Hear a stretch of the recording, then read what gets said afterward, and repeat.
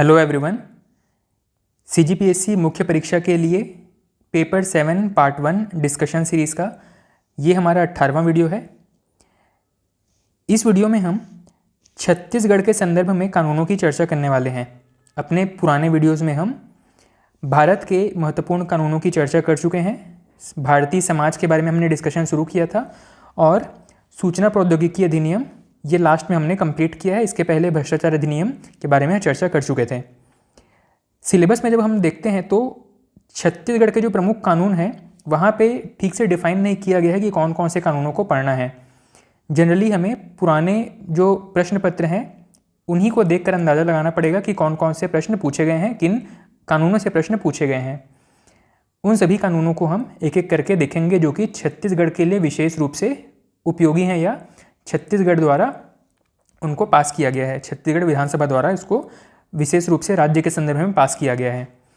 ठीक, तो आज हम अपनी चर्चा शुरू करने वाले हैं छत्तीसगढ़ भू राजस्व संहिता से। भू राजस्व संहिता 1959। इस संहिता को लाने का उद्देश्य क्या था छत्तीसगढ़ में? सबसे पहला उद्देश्य है भूस्वामियों के अधिकारों और दायित्वों की रक्षा या उनको डिफाइन करना, उनके अधिकार क्या हैं और उनके दायित्व क्या हैं। इसके अलावा कृषक, भूधारियों तथा भूमि संबंधी अन्य विषयों को रेगुलेट करना, यह भी इस कानून का उद्देश्य था। छत्तीसगढ़ भू राजस्व संहिता 1959। इसके अलावा संबंधित विधि को समेकित तथा संशोधित करना।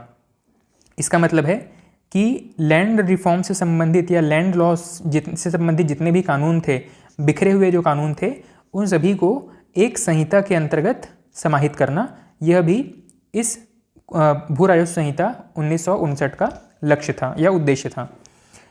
इस भू राजस्व संहिता में जो प्रश्न पूछे गए हैं जनरली बहुत फैक्चुअल प्रश्न पूछे गए हैं। मतलब सीधे सीधे धाराओं के बारे में पूछा गया है। धारा नंबर 170, 170 क या ख, उसके बाद में धारा नंबर 250, इन धाराओं में क्या है, यह सीधा सीधा प्रश्न पूछा गया है।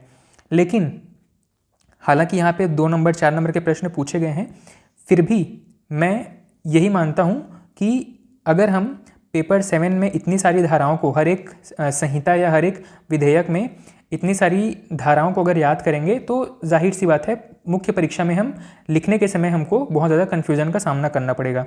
इसीलिए हम चाहें तो सिर्फ महत्वपूर्ण धाराओं को पढ़ेंगे और बाकियों को स्किप करते हुए चलेंगे। उसी प्रकार अब छत्तीसगढ़ भू राजस्व संहिता में जो महत्वपूर्ण धाराएं हैं जहां से या तो प्रश्न पूछे गए हैं या पूछे जाने की संभावना है, इनमें सबसे प्रमुख प्रावधान है धारा नंबर 109 से हम शुरू करते हैं। धारा 109 कहता है अधिकारों के अर्जन की रिपोर्ट की जाएगी। इसका मतलब क्या है?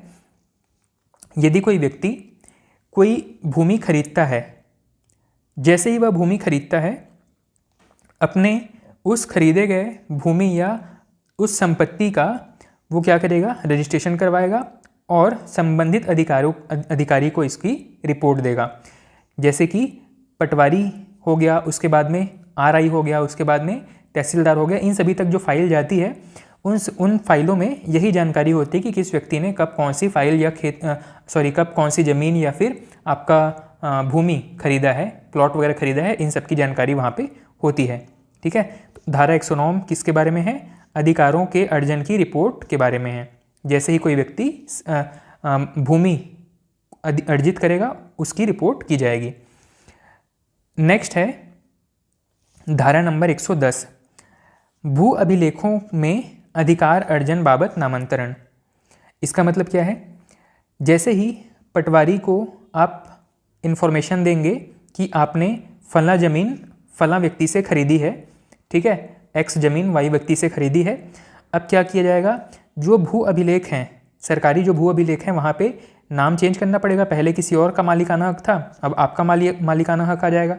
तो इन भू अभिलेखों में जो नामांतरण है उन सभी का जो प्रोसेस है, उसकी जो प्रक्रिया है वो धारा नंबर 110 में बताई गई है। इसके बाद में धारा नंबर 151, यहाँ पे बताया गया है कि अगर कोई व्यक्ति अपने भूमि अपने संपत्ति को गिरवी रख करके कोई लोन लेता है, कर्ज लेता है, और अगर कर्ज नहीं चुका पाता है तो उस व्यक्ति की भूमि कुर्क की जा सकती है, मतलब जब्ती की जा सकती है, और उस जब्ती की हुई भूमि का जो भूमि को विक्रय करके और उस राशि का प्रयोग जो लेनदार थे जिनको पैसा चुकाया जाना था उनका पैसा वहाँ पे चुकाया जाएगा। ठीक है, तो यहाँ पे कुर्की संबंधित कानून के बारे में, या कुर्की आपकी संपत्ति या भूमि को कुर्क करके या जब्त करके उसका विक्रय करके और फिर वह राशि किस प्रकार संबंधित व्यक्ति को सौंपी जाएगी, इसकी प्रक्रिया का उल्लेख धारा 151 में किया गया है। जिस पर्पस से संपत्ति को कुर्क किया गया था उसी पर्पस से ही उस पैसे को यूज़ किया जाएगा, ये एक महत्वपूर्ण विशेषता है। ठीक है, अगला है धारा नंबर 158। 158 में भूस्वामी की परिभाषा दी गई है। भूस्वामी का मतलब क्या है, यह एक महत्वपूर्ण प्रश्न हो सकता है एग्जाम में। भूस्वामी की परिभाषा में क्या कौन कौन शामिल है। धारा 158 के अंतर्गत भूस्वामी की परिभाषा में प्रत्येक ऐसा व्यक्ति जो इस संहिता के लागू होने के समय भूस्वामी कहा जाएगा यदि वह मध्य प्रदेश भू राजस्व संहिता 154 के अनुसार उस भूमि का स्वामी हो, या वह व्यक्ति जो मध्य भारत भू आगम एवं कृषि विधान 1950 के अंतर्गत कृषक हो, या वह व्यक्ति जो भोपाल स्टेट भू राजस्व अधिनियम 1932 के अंतर्गत भूमि धारक हो। ऐसे बहुत सारे कंडीशन दिए गए हैं जहाँ पे बताया गया है कि इस व्यक्ति को या इस कानून के अंतर्गत भूमि धारित करने वाला व्यक्ति भूस्वामी कहा जाएगा। ठीक है, अगला है धारा नंबर 165। धारा 165 में ट्रांसफ़र का अधिकार बताया गया है। भूमि को अंतरण करने का, भूमि ट्रांसफ़र करने का अधिकार, मतलब नाम चेंज करने का अधिकार के अधिकार के बारे में यहाँ पे वर्णन है। यदि कोई भूस्वामी अपनी भूमि किसी व्यक्ति को देता है, ठीक है, इसको दे करके हो सकता है वो लोन ले रहा हो या फिर वो अपना जो ज़मीन है वो लीज पे दे रहा हो, किसी भी कंडीशन में यह अवधि 6 वर्ष से अधिक तक नहीं हो सकती है। मतलब कोई भी भूस्वामी अपनी भूमि को 6 वर्ष से ज़्यादा के लिए भूबंधक नहीं रख सकता है। ठीक है, इसके बाद में कोई भूस्वामी अपनी भूमि के हितों का अंतरण भू राजस्व संहिता की धारा 165 और 168 के अधीन रहते हुए करेगा। यहाँ पे बताया गया है कि अंतरण जब किया जाएगा तो धारा 165 और 168 से संबंधित जो कानून है उन कानूनों का पालन करते हुए अपनी ज़मीन ट्रांसफ़र कर सकता है। ठीक, ऐसी कुछ अन्य बातें भी इस अंतरण के अधिकार के अंतर्गत शामिल हैं। हमारे लिए महत्वपूर्ण ये है कि 165 में अंतरण संबंधी अधिकार दिए गए हैं। अगला है धारा नंबर 167। 167 में है भूमि का विनिमय या एक्सचेंज, किसी से कोई भूमि लेकर के उसको कोई दूसरी भूमि देना। किसमें है? 167 में। इसमें बताया गया है कि 2 या 2 से अधिक भूस्वामी अपनी भूमि का एक्सचेंज कर सकते हैं या विनिमय कर सकते हैं। ऐसा एक्सचेंज किस बेस पे होगा? इसके लिए कानून है कि पहला, या तो वो चकबंदी के प्रयोजन पर कर रहे हैं, मतलब हो सकता है कि एक व्यक्ति का जो मालिकाना हक वाला खेत है वो दूसरे व्यक्ति के खेत के बीच में हो। ठीक है, मान लीजिए इस ए व्यक्ति का कुछ खेत है यहाँ पे और इसका कुछ खेत जो है वो यहाँ पे भी है और ये वाला प्रॉपर्टी है बी का।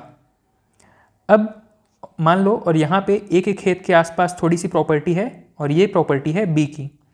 ऐसे कंडीशन में क्या करेंगे, ये जो ए के मालिकाना हक वाला एरिया बी के एरिया के अंतर्गत फंसा हुआ है, इस एरिया को हम पूरा का पूरा बी को ट्रांसफ़र कर देंगे और बी के एरिया के बीच में छोटा सा जो एरिया बी का फंसा हुआ है ये एरिया हम ए को दे देंगे। इस प्रकार दोनों का जो एरिया है वो कंसाइज हो जाएगा एक जगह पे, है ना। बी का जो एरिया ए के पास था उसके बदले में उसे अपने एरिया के पास में ज़मीन मिल गया। इस प्रकार से कोई व्यक्ति या 2 व्यक्ति भूमि का एक्सचेंज कर सकते हैं। ठीक, दूसरी चीज़ है खेती को सुविधाजनक बनाने के लिए। ठीक है, तो इन दोनों आधारों पर भूमि का एक्सचेंज किया जा सकता है। अगला है धारा नंबर 170, जहाँ से प्रश्न पूछा जा चुका है पहले एग्जाम्स में 2 या 4 नंबर में। 170 में बताया गया है 170 में ये बताया गया है कि अंतरण के मामले में या ट्रांसफ़र भूमि ट्रांसफ़र करने के मामले में अगर उल्लंघन होता है कानूनों का तो उसका किस तरीके से निपटाया जाएगा, ये बताया गया है धारा 170 में। यहाँ पे किसी भूस्वामी द्वारा कब्जा किया गया भूमि में और मतलब अगर इस कानून का उल्लंघन हुआ है, वहाँ कोई ऐसा व्यक्ति जो भूस्वामी का उत्तरजीवी होने की दशा में उस खाते को विरासत में प्राप्त करेगा, मतलब जिस भूमि का मालिकाना हक एक व्यक्ति के पास है उसके बाद में उसका कोई वारिस उस भूमि को प्राप्त करेगा। और ऐसी कंडीशन में जो भूमि का जो डॉक्यूमेंट है जिसमें नाम ट्रांसफ़र किया जाना है, यह 12 वर्ष के भीतर हो जाना चाहिए। ठीक है, व्यक्ति की मृत्यु के बाद में उसके वारिसों में जो नाम ट्रांसफ़र है वो 12 वर्ष के भीतर हो जाना चाहिए, यह बताया गया है। ऐसा अगर नहीं हो पाता है उस कंडीशन में कुछ पेनल्टी लगाई जा सकती है, ये बताया गया है धारा नंबर 170 के अंतर। इस प्रकार धारा 170 में 165 का भी उल्लेख है और 165 में बताया गया है भूमि का अंतरण किस प्रकार से होना है। ठीक है, तो 165 के कानूनों का पालन करते हुए किस प्रकार अगली पीढ़ी को भूमि ट्रांसफ़र की जाएगी, यह है 170 में। अगला है 170 क। यहाँ पे अंतरणों का अपास्त का मतलब क्या है? इसका मतलब है कि सपोज किसी व्यक्ति के नाम पे भूमि ट्रांसफ़र हुआ है। मान लो हम यहाँ पे एक एग्जांपल लेते हैं, ए व्यक्ति के नाम पे भूमि का ट्रांसफ़र हुआ है। मान लो कोई बी व्यक्ति है जिससे ए को ट्रांसफ़र किया गया है भूमि। अब अगर ये बी व्यक्ति जो था वो मान लो SC ST कैटेगरी का था और जांच में ये पता चलता है कि बी व्यक्ति को डरा धमकाकर और कम कीमत देकर ए व्यक्ति के नाम पे भूमि करवा दिया गया है। अगर जांच अधिकारियों को यह पता चलता है तो इसका जो भूमि का जो मालिकाना हक है उसको समाप्त करके और इसका मालिकाना हक पुनः बी को दिया जा सकता है। इसी को कहा जा रहा है भूमि के अंतरणों का अपास्त किया जाना, मतलब इस पूरे प्रोसेस को या जो पूरा मालिकाना हक था उसको रिवर्स किया जाना, इसको कहा गया है अपास्त। ठीक है, तो कानून की भाषा थोड़ी सी क्लिष्ट होती है। हम आम बोलचाल की भाषा में जो शब्द यूज़ करते हैं उससे थोड़ा सा आगे तकनीकी शब्द यहाँ पे उपयोग होते हैं, इसीलिए इन आंसरों में हमको नंबर नहीं मिलते हैं, क्योंकि आंसर लिखते समय हम जनरली अपनी सामान्य भाषा का उपयोग करते हैं, जबकि हमें इन शब्दावलियों का उपयोग करना ज़रूरी है। तो धारा 170 क में क्या है? 170 क में बताया गया है अगर नाम ट्रांसफ़र किया गया है, भूमि का मालिकाना हक ट्रांसफ़र किया गया है और उसमें कोई त्रुटि पाई जाती है या फिर कोई ये यूँ कहें कि उसमें किसी प्रकार की दुर्भावना पाई जाती है, ऐसी कंडीशन में भूमि का जो मालिकाना हक था उस ट्रांसफ़र को कैंसिल करके और जो वास्तविक मालिक था उसको वापस से उसकी भूमि दिलाई जा सकती है। यही है अंतरणों का अपास्त किया जाना। अगला है 170 ख। 170 ख में इन्हीं धाराओं का थोड़ा सा एक्सटेंशन है। यहाँ बताया गया है आदिम जनजाति के सदस्य की ऐसी भूमि का प्रतिवर्तन जो कपट द्वारा अंतरित की गई थी। मतलब यहाँ पे वापस से प्रतिवर्तन का मतलब है उस भूमि का मालिकाना हक वापस वास्तविक मालिक तक पहुँचाना। फिर से वही केस है, यदि जांच में यह पता चलता है कि खरीदी बिक्री के दौरान आदिम जनजाति के किसी सदस्य से भूमि खरीदी गई है और उसने अपनी मर्जी के बिना या यूँ कहें कि उसको डरा धमकाकर यह भूमि खरीदी गई है, ऐसी कंडीशन में उस आदिम जनजाति के व्यक्ति को उसकी भूमि पुनः लौटाई जा सकती है। इसको हम कह रहे हैं यहाँ पे प्रतिवर्तन। आदिम जनजाति के सदस्य की भूमि का प्रतिवर्तन जो कपट द्वारा अंतरित की गई थी, या मान लो फ्रॉड करके उससे उसकी ज़मीन अपने नाम पे लिखवा लिया गया है या डरा धमका करके लिखवा लिया गया है, ऐसी किसी भी कंडीशन में उसे उसकी भूमि का मालिकाना हक वापस दिलाया जा सकता है। किसको? SC ST व्यक्ति को। ठीक, तो 170 ख में क्या बताया गया है, यदि कोई व्यक्ति 165 के अधीन, 165 में क्या है, भूमि का ट्रांसफर बताया गया है, तो 165 के अधीन घोषित आदिम जनजाति की भूमि का कब्जा रखता है, किसी आदिम जनजाति के व्यक्ति की भूमि का कब्जा रखता है, तो ऐसे प्रारंभ के 2 वर्ष के भीतर जो जांच अधिकारी है, सामान्यतः उपखंड अधिकारी जो यहाँ पे नियुक्त किया गया होगा, वह इस संबंध में जानकारी जुटाएगा और यह इस बात की जांच कर सकता है कि यह भूमि अब जिस व्यक्ति ने भूमि खरीदा है, मान लो ए व्यक्ति था जिसने किसी जनजातीय व्यक्ति से ये भूमि खरीदी है, तो जो उपखंड अधिकारी है वो ये जांच कर सकता है कि ए के मालिकाना हक में वह भूमि कैसे आई है। ठीक है, तो अगर जांच में सिद्ध हो जाता है कि वैलिड या लीगल तरीके से भूमि ए को ट्रांसफ़र की गई है, ऐसी कंडीशन में इस पूरे भूमि के ट्रांजैक्शन को वैलिड माना जा सकता है। अदरवाइज ए से भूमि छीन करके पुनः वह भूमि उसके वास्तविक या मूल स्वामी को वापस लौटाई जा सकती है। ठीक, अगला है धारा नंबर 178। 178 में बताया गया है खाता विभाजन या भूमि का बंटवारा। आपको पता है कि भूमि जो है सामान्यतः खेती भूमि जो है उसका एक डॉक्यूमेंट होता है जिसको खाता बोला जाता है। 2 भाइयों में अगर उस खेती भूमि का बंटवारा हुआ है तो दोनों बांटी हुई भूमि के लिए फिर अलग से बुक बनाया जाता है, इसी को कहा जा रहा है खाता का बंटवारा या खाता विभाजन। ठीक, इस धारा के तहत क्या होगा, खाता विभाजन हेतु तहसीलदार को सक्षम अधिकारी बनाया गया है और इस धारा के तहत भूमि जो कृषि भूमि के लिए निर्धारित की गई है उसका विभाजन किया जाता है। ठीक है, तो धारा 178 में कृषि भूमि के विभाजन की बात की गई है और इसका बंटवारा किस तरीके से किया जाएगा। मैंने बताया कि मान लो 2 भाई हैं, पहले ये पूरा एक कृषि भूमि था तो इसके लिए एक डॉक्यूमेंट था जिसको हम खाता कह रहे हैं, इसका एक खाता था, और मान लो बाद में 2 भाइयों ने इसको बंटवारा कर लिया, ये ए के हिस्से में आ गया, ये बी के हिस्से में आ गया, तो अब ए वाले हिस्से के लिए अलग से खाता बनेगा और बी वाले हिस्से के लिए अलग से खाता बनेगा जिसमें उस जमीन की पूरा रिकॉर्ड होगा। ठीक है, इसी को बताया गया है खाता विभाजन। अगला है धारा नंबर 237।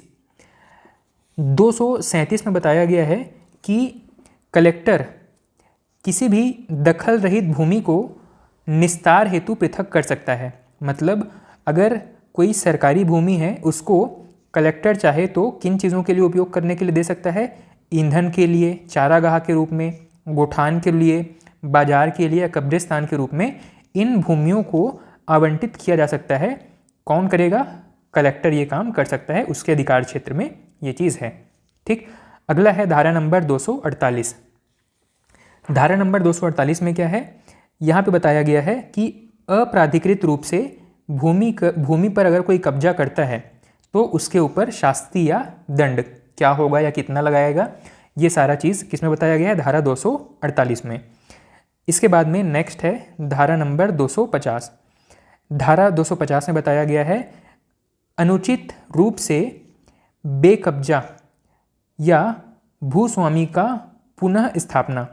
अब इसमें क्या है, यदि किसी भूस्वामी को भूमि से विधि द्वारा बेकब्जा न करके अन्यथा बेकब्जा कर दिया गया है, इसका मतलब है कि किसी भूमि स्वामी को विधि के अनुकूल कानून के दायरे में रहते हुए यदि उसे भूमि से बेदखल कर दिया गया है तो वह भूस्वामी आदिम जनजाति का भूस्वामी अगर है तो तहसीलदार को आवेदन कर सकेगा कि उसे उसकी भूमि वापस दिलाई जाए।